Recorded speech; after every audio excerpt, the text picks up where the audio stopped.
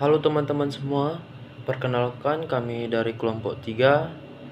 Eh, Kami terdiri dari 3 anggota. Yang pertama saya sendiri, Markus Rubina Reva. Yang kedua itu Asen Devito Tobarat. Yang ketiga itu Rafli Paturahman. Oke, baik. Sekarang saya akan menjelaskan di sini sistem pembelian tunai. Yang pertama itu pengertian sistem pembelian tunai. Sistem pembelian tunai ini merupakan sistem yang diberlakukan oleh perusahaan untuk penggandaan barang yang diperlukan perusahaan. Untuk mendapatkan barang tersebut harus melakukan pembayaran terlebih dahulu. Yang kedua itu prosedur pembelian tunai. Prosedur yang membentuk sistem dalam sistem pembelian tunai adalah sebagai berikut. Yang pertama itu prosedur permintaan gudang. Dalam prosedur ini, bagian gudang mengecek barang persediaan barang di gudang, lalu membuat permintaan barang. Yang berikutnya, prosedur persetujuan pimpinan. Dalam prosedur ini, pimpinan memberi otorisasi persetujuan pembelian. Berikutnya, prosedur pembelian. Dalam prosedur ini, bagian pembelian membuat faktur pembelian. Yang berikutnya, prosedur pencatatan pembelian tunai. Dalam prosedur ini, bagian akuntansi melakukan pencatatan transaksi pembelian tunai. Baik, saya akan menjelaskan bagian yang terkait dari gambar. Yang pertama itu bagian gudang. Awal mulanya itu mengecek stok barang di gudang. Yang kedua, membuat daftar stok barang. Yang ketiga, mengecek barang yang dibutuhkan. Yang berikutnya, membuat dokumen stok barang yang dibutuhkan. Baru yang kedua itu dokumen stok barang lembar ke-1 itu disimpan, dan dokumen stok barang lembar kedua itu diberikan pada pimpinan. Baik, bagian pimpinan itu yang pertama itu menerima dokumen stok barang lembar kedua dari bagian gudang. Yang kedua itu menyetujui stok barang yang dibutuhkan untuk dibeli.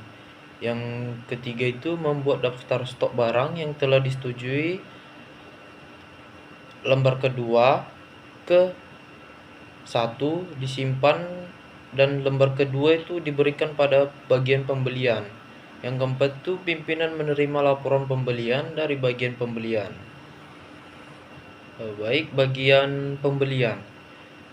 Yang pertama itu menerima daftar stok barang yang telah setujui lembar kedua dari pimpinan. Yang kedua itu membuat form pemesanan barang. Lembar ke-1 itu disimpan dan lembar kedua diberikan ke supplier. Yang ketiga itu menerima nota pembelian dari supplier, kemudian membuat laporan pembelian pembelian. Baru lembar ke-1 itu diberikan pada pimpinan. Baik, bagian supplier. Yang pertama itu menerima form pemesanan barang ke lembar kedua dari bagian pembelian. Yang kedua itu membuat nota pembelian rangkap kedua. Lembar ke-1 diberikan pada bagian pembelian.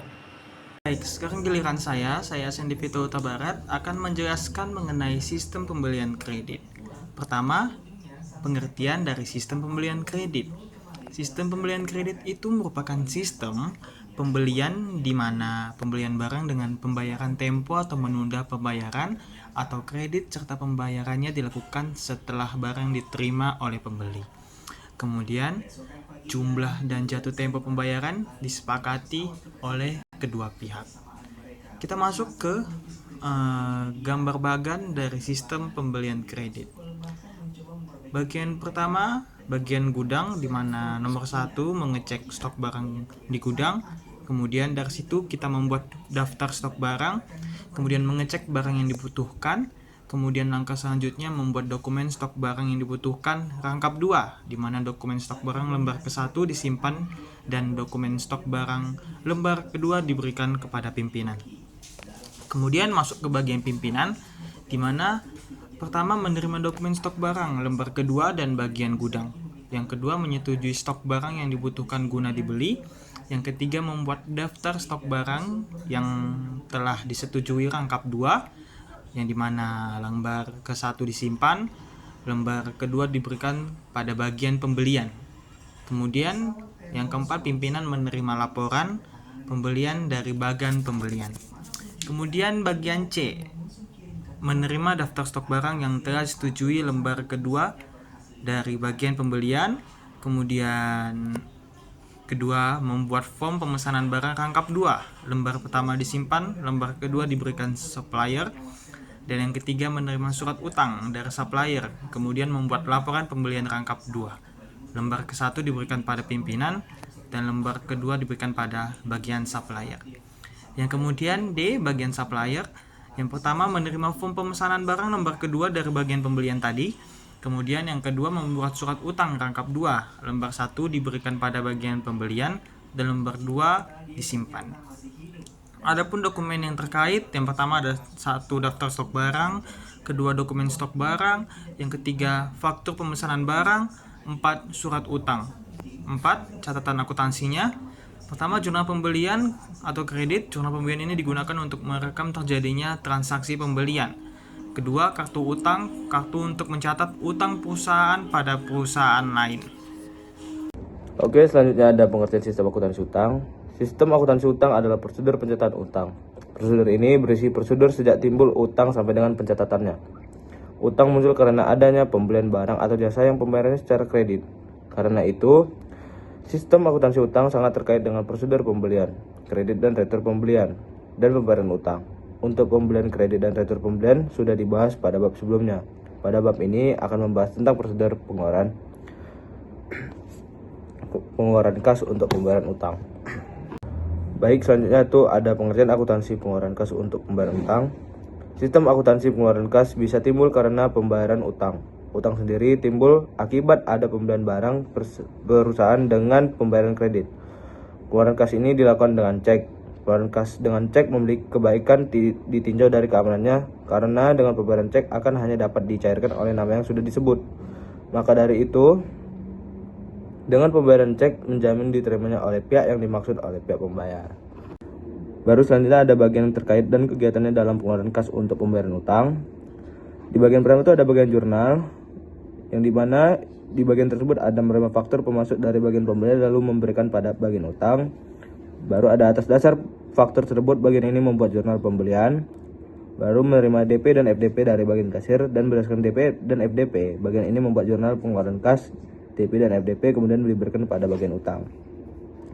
Baru di slide kedua itu ada bagian utang, di mana menerima faktur pemasuk dari bagian jurnal. Baru faktur tersebut disimpan dari jatuh tempo, nanti pada saat jatuh tempo dikeluarkan lagi dan diberikan pada bagian kasa.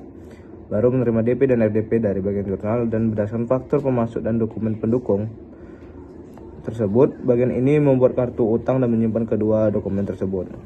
Baru di terakhir itu ada bagian kasa, yang dimana di bagian pertama itu ada menerima faktur pemasuk dari bagian utang, baru mengisi cek dan menerima otorisasi cek dari pimpinan, dan baru membuat dokumen pendukung dan menyertakan faktur dari pemasuk lalu diberikan pada bagian jurnal. Baru yang terakhir itu ada cek diberikan pada kreditor. Kesimpulan yang bisa kita ambil dari materi ini adalah sistem akuntansi pembelian dan utang merupakan bagian penting dalam operasional perusahaan karena membantu mencatat, mengawasi, serta mengendalikan transaksi pembelian baik tunai maupun kredit.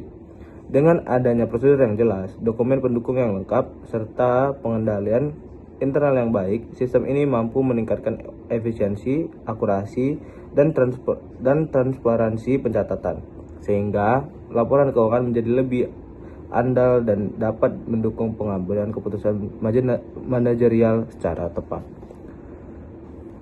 Baik, mungkin ini saja yang dapat kami presentasikan. Jika ada kelebihan dan kekurangan kata, kami mohon maaf. Sekian, terima kasih.